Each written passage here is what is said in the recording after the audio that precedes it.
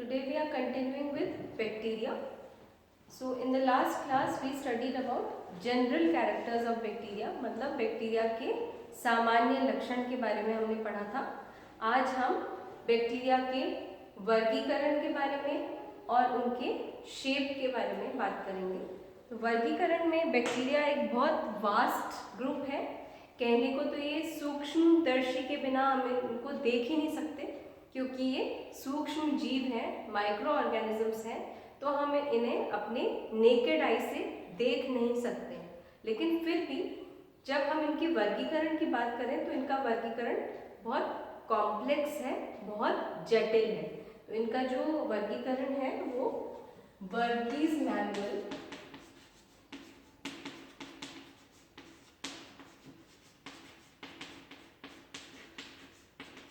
Of determinative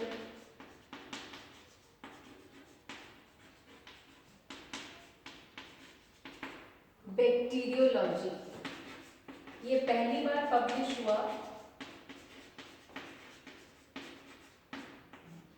1923 में। 1923 में इसका जब पहली बार पब्लिकेशन हुआ, इसमें वर्गीकरण के बारे में बताया गया, वर्गीकरण किया गया बैक्टीरिया का, और उसके बाद से बहुत सारे इसके एडिशंस निकल चुके हैं। तो जब सबसे पहले 1923 में हुआ था तो इसके बैक्टीरिया के फिनोटिपिक कैरेक्टर्स जो होते हैं,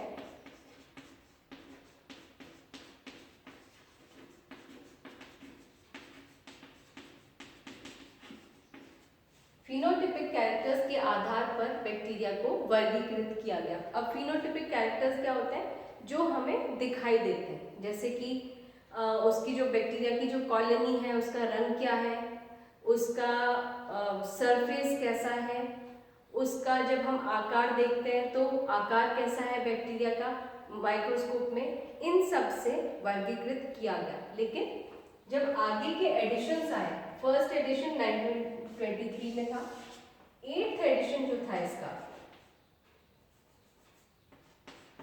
8th एडिशन जो आया बैक्टीरिया का, वर्गीज मैनुअल ऑफ डिटर्मिनेटिव बैक्टीरियोलॉजी 1974 में, तब पहली बार बैक्टीरिया को किंगडम प्रोकैरियोट्स में डाला गया।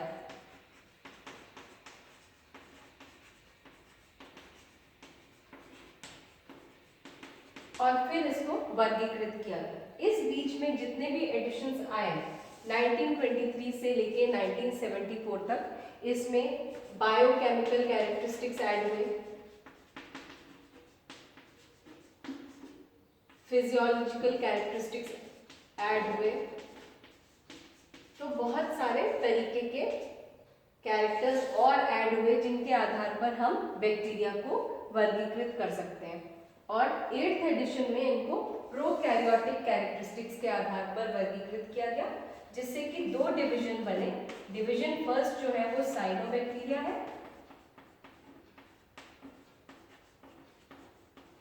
और सेकेंड डिवीजन जो है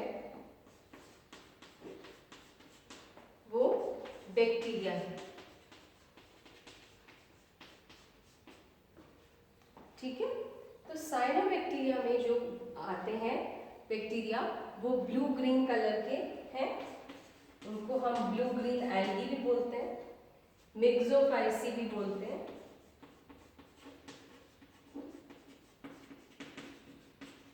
साइनोबैक्टीरिया भी बोल सकते हैं और साइनोफाइसी भी बोलते हैं।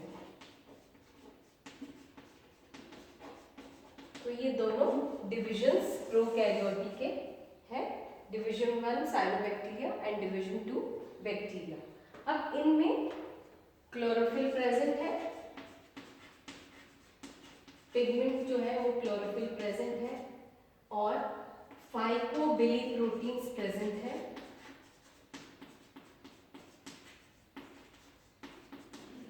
और प्रोकैरियोटिक सेल स्ट्रक्चर है। ठीक है, बैक्टीरिया में जो है यहां पर बैक्टीरियो क्लोरोफिल प्रेजेंट है,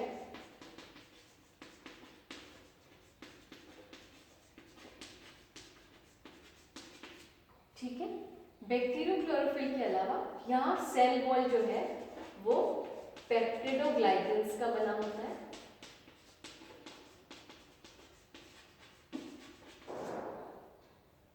ठीक है, तो ये इनके इम्पॉर्टेंट कैरेक्टरिस्टिक्स जो डिमार्केट करती हैं साइनोबैक्टीरिया को बैक्टीरिया से। इसके अलावा जब हम आगे फर्दर पढ़ते हैं तो बैक्टीरिया को 19 ग्रुप्स में क्लासिफाई किया गया, 19 ग्रुप्स में फर्दर वर्गीकृत किया गया।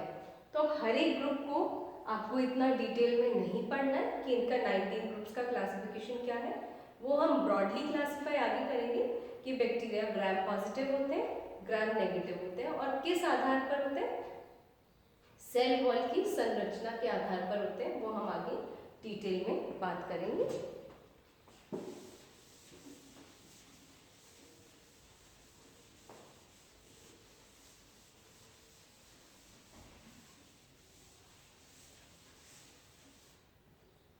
तो जो फिनोटिपिक कैरेक्टर्स हैं उसमें एक कैरेक्टर सबसे पहले आता है साइज का। बैक्टीरिया का साइज क्या है, तो बैक्टीरिया साइज में बहुत छोटे होते हैं जिससे कि आपको डायरेक्टली अपनी आईज से नहीं दिखते और उनका साइज जनरली होता है 0.5 to 2.0 माइक्रोमीटर्स। माइक्रोमीटर्स आपको पता है 0.5 to 2 into 10⁻⁻⁶ मीटर्स। माइक्रोमीटर का मतलब ये होता है। अब इनकी वेरिएशन अलग अलग हो सकती है जब हम अलग अलग ग्रुप्स में बात करेंगे। ये बेसिक इनका साइज होता है। अब शेप्स की बात करें तो बैक्टीरिया रॉड शेप हो सकते हैं, छड़ के आकार के हो सकते हैं, ठीक है, स्फेरिकल हो सकते हैं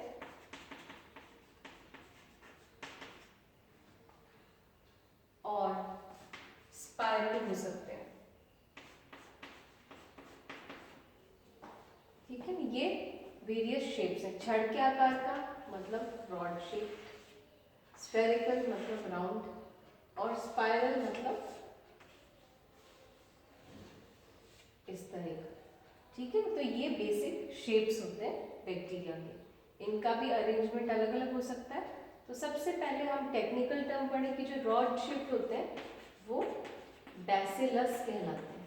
एक होगा तो बैसिलस, बहुत सारे होंगे तो बैसिलाई।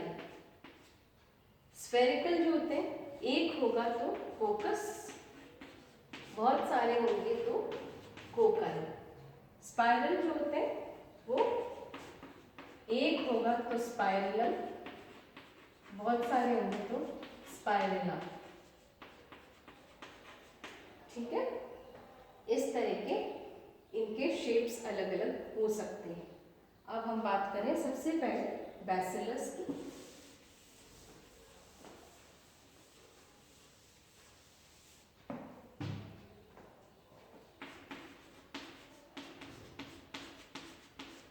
Rod shaped bacteria.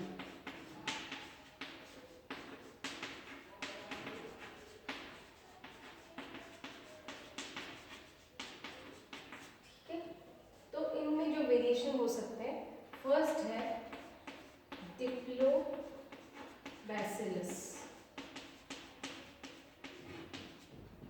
इसमें दो रॉड शेप्ड बैक्टीरिया एक साथ जुड़े होते हैं। इसका कॉमन एग्जाम्पल है कॉर्निबैक्टीरियम,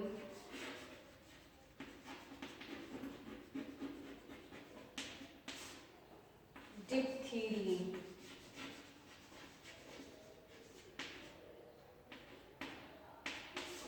जो कि डिप्थीरिया डिजीज कॉज करता है।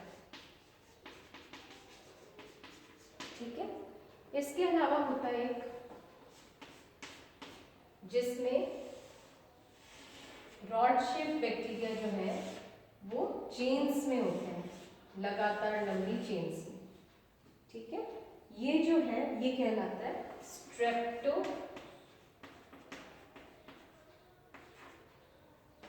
बैसिलस।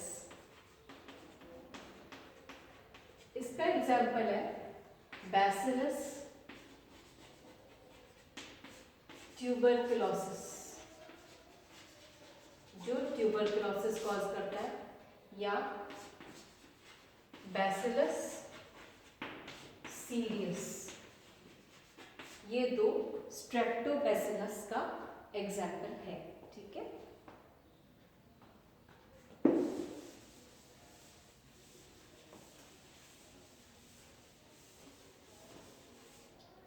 नेक्स्ट हम स्टडी करेंगे दूसरे जो शेप्स होते हैं बैक्टीरिया के। ठीक है, जो नेक्स्ट है उसमें वेरियस शेप्स ऑफ बैक्टीरिया में और कौन कौन से शेप्स हो सकते हैं बैक्टीरिया के other than the broad shaped bacillus. Okay, thank you.